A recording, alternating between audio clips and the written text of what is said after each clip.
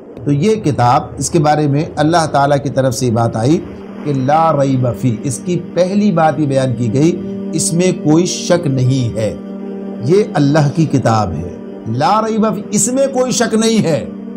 اب یہ جو جملہ ہے اب اس جملے کے اعتبار سے کہ یہ اللہ کی کتاب ہے، اس بات میں کوئی شک نہیں ہے، یعنی پہلی بات تو یہ ہے، یعنی اس بات میں کوئی شبہ نہیں ہے، کوئی شک نہیں ہے کہ یہ اللہ کی کتاب ہے۔ اب سوچنے کی بات یہ ہے، غور کرنے کی بات یہ ہے، ہم جو اس پر ایمان رکھتے ہیں، ہم جو اس کتاب کو اپنی کتاب مانتے، اللہ کی کتاب تسلیم کرتے اور اللہ کی طرف سے ہمارے پاس آئی ہوئی کتاب مانتے ہیں، کتاب ہدایت مانتے ہیں، آج ہم اس کے اصولوں پر انفرادی اور اجتماعی طور پر چلنے کے لیے تیار نہیں ہیں۔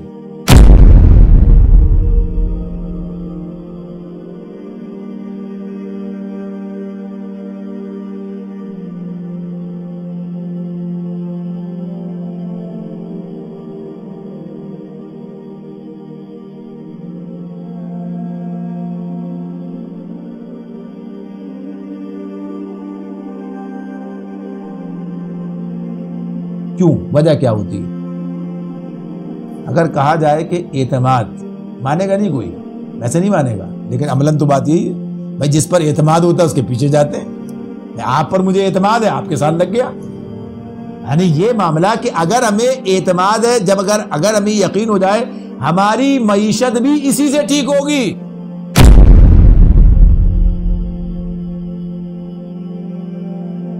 سورہ مائدہ میں اللہ تعالیٰ فرماتے ہیں وَلَوْ أَنَّهُمْ أَقَامُوا التَّوْرَاةَ وَالْإِنْجِيلَ وَمَا أُنزِلَ إِلَيْهِمْ مِنْ رَبِّهِمْ لَأَكَلُوا مِنْ فَوْقِهِمْ وَمِنْ تَحْتِ أَرْجُلِهِمْ۔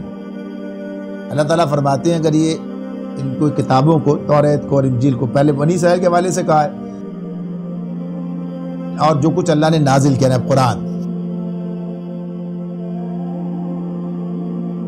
اگر انہیں نافذ قائم کرتے، قائم کرنا، نماز قائم ہو گئی جیسے یہ قائم کرنا، تو زمین سے رزق ابلتا اور آسمان سے برستا، یعنی بہتات ہوتی۔ اصل کیا ہے؟ اصل الفاظ ہے زمین سے کھاتے، آسمان سے بھی کھاتے۔ تو ہم محاورے کہتے ہیں نا چھپر پھاڑ کے، تو اوپر سے ہوتا ہے چھپر پھاڑ کے دینے کی بات یہ ہوتی ہے، یعنی بہت اوپر، یعنی ایسی جگہوں سے جہاں آدمی کا یعنی بہت آ رہا، اوپر سے نیچے سے ہر طرف سے چلا آ رہا، یعنی بات جو ہے اس طرح۔ اب یہ بات اس میں اللہ تعالیٰ نے کہی ہے، اب یہ بات ثابت ہوئی کہ نہیں ہوئی؟ یہ بات جب قرآن یعنی اللہ کی کتاب اپنے صحیح بنیادوں پر قائم ہو گئی تو نتیجہ کیا نکلا؟ نتیجہ ہم یہ دیکھتے ہیں کہ خلافت راشدہ ہی میں جب یہ اپنے پورے طور پر جب یہ جوبن پہ عروج پر آ گئی ہے، تو اسی دور کے اندر اتنے صحابہ کے دور میں، کسی اور کے نہیں بات کے، یعنی وہ تو ایک عبوری دور ہے جب جدوجہد جاری ہے، جب کام چل رہا ہے۔ یہ الیوم اکملت لکم دینکم والی آیت کب نازل ہوئی ہے؟ یہ پہلے دن نازل نہیں ہوئی ہے، یہ تو نبی اکرم صلی اللہ علیہ وسلم اس کے بارے میں کہا تھا، آخری آیت بھی کہا جاتا ہے اس کو، یعنی یہ اس وقت نازل ہوئی ہے جب آپ خطبہ حجۃ الوداع کے موقع میں آخری حج کے لیے وہاں موجود ہیں، اس کے بارے میں۔ تو بہرحال یہ الگ الگ باتیں ہیں کہ یہ آخری وہ آخری، لیکن آخری زمانہ یہ طے ہے، یہ بات طے۔ سورہ مائدہ ہی آخری دور کی صورت ہے کہ جس میں احکامات مکمل ہیں، تو وہاں یہ بات ہو رہی ہے آج، الیوم، آج۔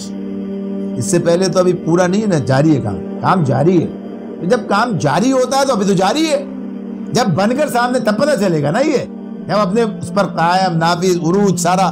تو بہرحال صحابہ کے دور ہی میں اتنی فراوانی، اتنی بہتات ہو گئی تھی کہ صحابہ یہ کہتے تھے، روتے تھے، یعنی یہ تاریخ کی کتابیں آپ کے سامنے ہیں، روتے، کہیں اللہ نے سب کچھ ہمیں یہیں تو نہیں دے دیا بدلا، یعنی ہمارے ساتھ تو کیسے چلے گئے ایسے، اتنا کچھ ہے، اتنی بہتات ہے، تو سب کچھ یہیں تو نہیں دے دیا۔ یہ بات اپنی جگہ پر آپ دیکھیے، آپ کے سامنے دور پر دیکھ لیجئے، اور اس کے بعد سے مسلسل دیکھیے، مسلسل دور دیکھیے مسلمانوں کا، یعنی عروج کا وہ زمانہ، دنیا کی امامت۔ اگر اس معاملے میں تحقیق کرتے ہیں، جو بات سامنے آتی ہے تو یہ کہ مسلمانوں کا عروج کس دور سے شروع ہوا ہے، یعنی کہاں سے؟ جب ان کے پاس کچھ نہیں ہے، یعنی مکے میں کیا ہے ان کے پاس، مدینے میں کیا ہے ان کے پاس، عرب کے اندر کیا ہے، یعنی وہاں کوئی ایسی ٹیکنالوجی ہے، کوئی ایسی وہاں کوئی درسگاہیں، کوئی یونیورسٹیاں، کوئی ایسا نظام نافذ ہو گیا کہ اس سے اب یہ آگے چلا ہے معاملہ، ایسا نہیں ہے، بلکہ کیفیت یہ ہے کہ تنگ دستی سے اٹھے ہیں، فقر و فاقے سے اٹھے ہیں، یعنی اس دور کے اندر، اور یہ کام کر کے دکھایا، یہ کام اس وقت جو ہے عروج ملا ہے، یعنی ایسے عروج کی طرف گئے۔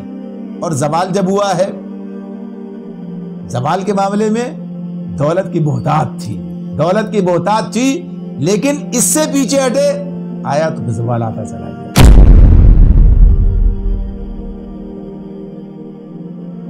تو بات اصل میں تو یہ ہو رہی تھی کہ قرآن جو بات کہتا ہے کیا یہ بات واقعی ایسے ہی ہوا یا اس کے برخلاف ہو گیا؟ تو کوئی بھی بات اٹھائیے اور دیکھیے، یہ بات آپ کے سامنے ہے، یہ بات سامنے ہے کہ چیزیں خود اپنے آپ کو ثابت کرتی ہیں، خود اپنے لا ریب فیہ، اس کے اندر کوئی شک کی بات نہیں ہے۔ ادھر مارے پھر رہے ہیں، ادھر مارے پھر رہے ہیں، گدا گری ہے ہر طرف کی، یہ کیا ہے؟ اسی لیے کہ ادھر یقین نہیں ادھر یقین ہے، یہ اگر اس سے معاملہ ہو گیا تو پھر مسئلہ حل ہو جائے گا۔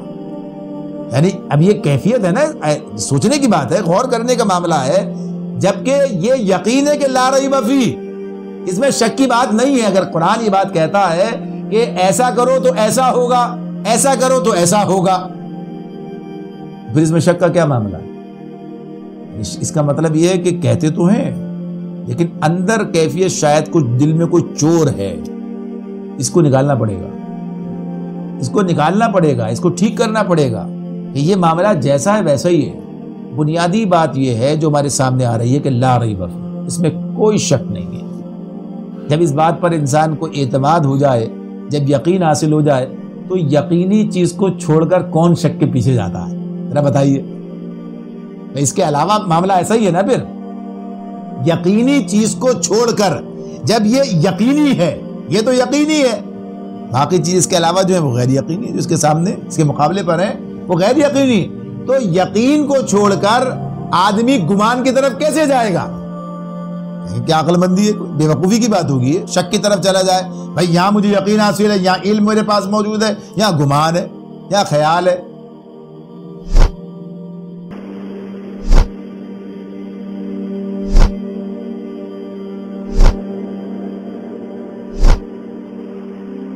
اس اعتبار سے یہ چیز بالکل واضح ہے۔ تو اللہ تعالیٰ نے آغاز ہی میں اس بات کو بیان کر دیا، واضح کر دیا۔